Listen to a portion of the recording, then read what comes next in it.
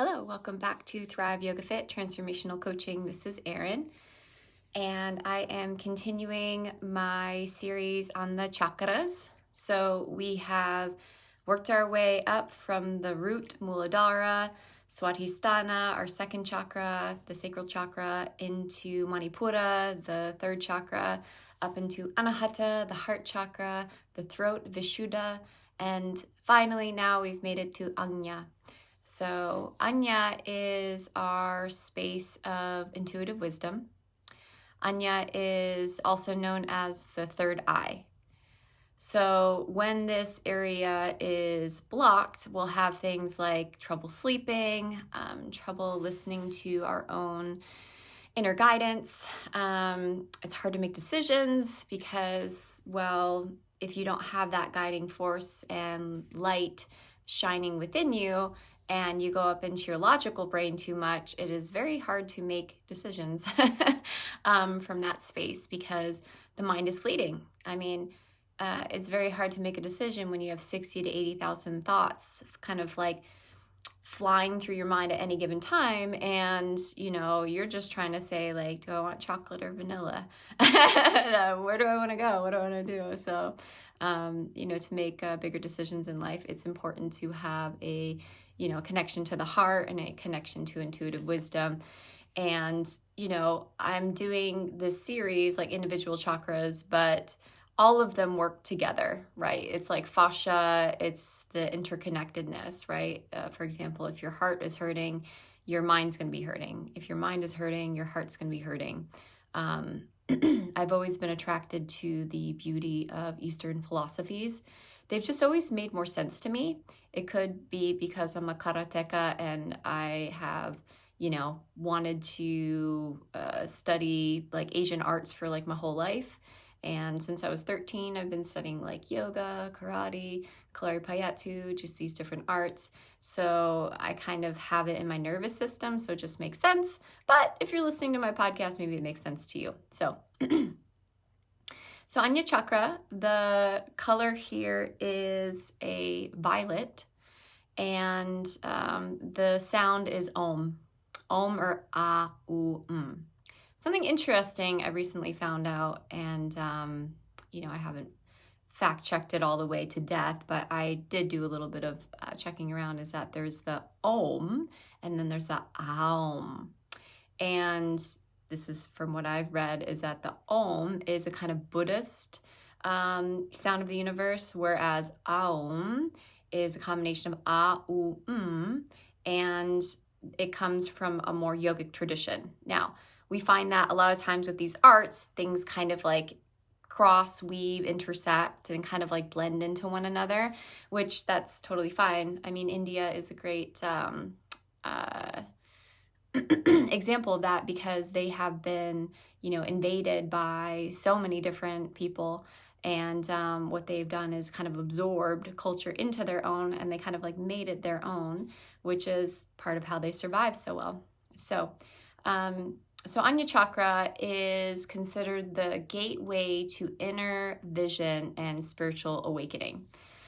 If you are unable to tap into that source that you have within, then again, you stay stuck in the logical mind. If the pineal gland is not producing some of that DMT, which is also known as the God molecule, which, by the way, like you produce like on your own. There are certain things like holotropic breathing that you could do, other such things. I'm not a huge proponent of plant medicine, though I think it has its place. In my experience, deeper meditation and yogic practices have always been better for me. And I've kind of like came around because I did go to the Peruvian jungle and do ayahuasca with shamans. That was a very valuable experience to kind of like wake things up a little bit, but the steady practices are what I really promote here. So Ajna in Sanskrit means to command, because when we have this part of us that's awakened, we have a sort of clarity that is beyond the logical mind. And when we have that, we become very powerful. in the Yoga Sutras, in the third pada, Vibhuti pada, they talk about these sort of like extraordinary senses that we can gain beyond ordinary perception.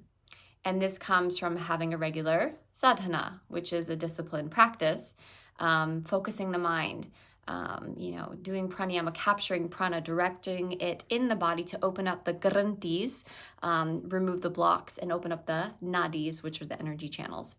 So the Ajna Chakra is, I think for a lot of people, it's definitely a mystical chakra, right? And I think there's a lot of people that don't have access to it, meaning like they could, but like the way to get that sort of softer voice to come into the foreground is that you need to calm your mind. But I was explaining this to a friend is, it's kind of like imagine a movie theater with surround sound, all the bells and whistles.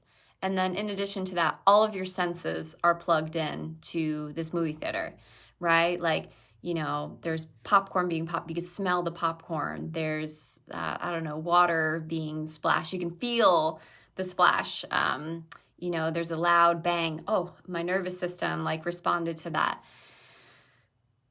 When we think about this sort of reality in that way, I think gives us a little bit more compassion towards ourselves, considering that, it's really hard to come out of that sort of matrix. It's really hard to recognize that the reality that we experience through our senses might not be the total picture. And if we've never known any different, if we've never seen anything different, then why would you believe that this exists? And that's why a lot of times yogic practices and other spiritual practices are looked as the term is woo-woo.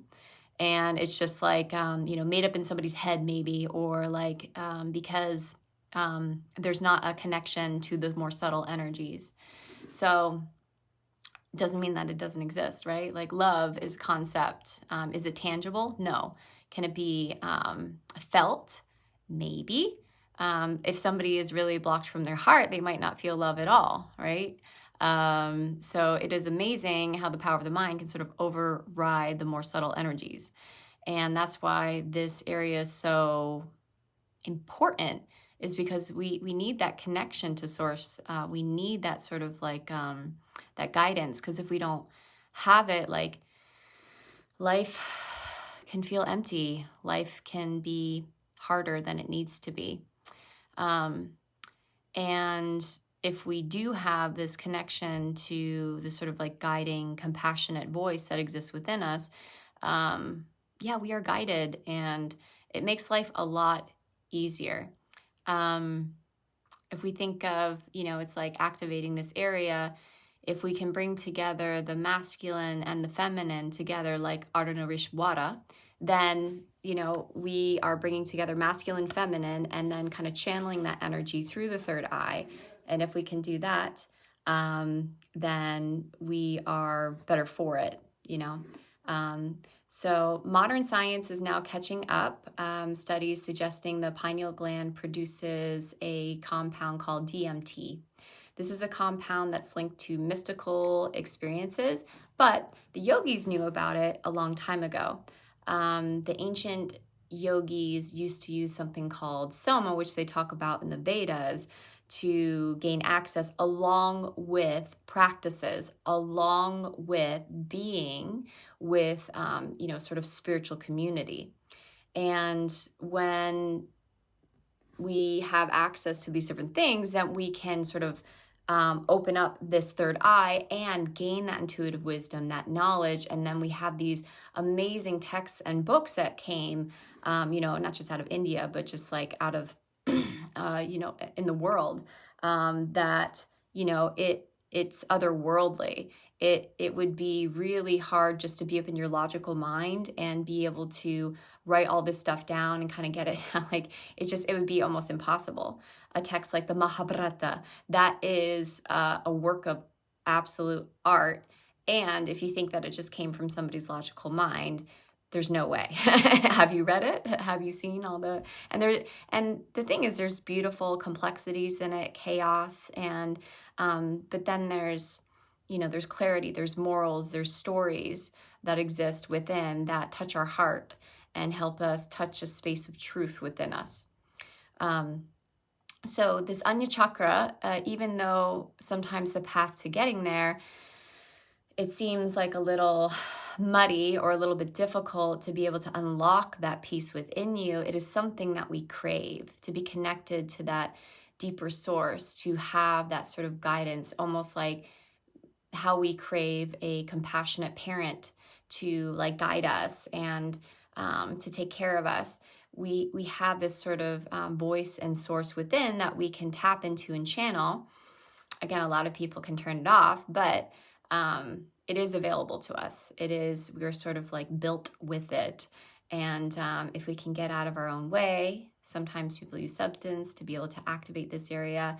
I say pranayama, meditation, yogic practices for the most part has been my path, and it has really served me well. So Ajna Chakra, if you want to open it, like I said, meditation, yogic practices, drishti is also a great one. So we have different drishtis that we use in Ashtanga yoga.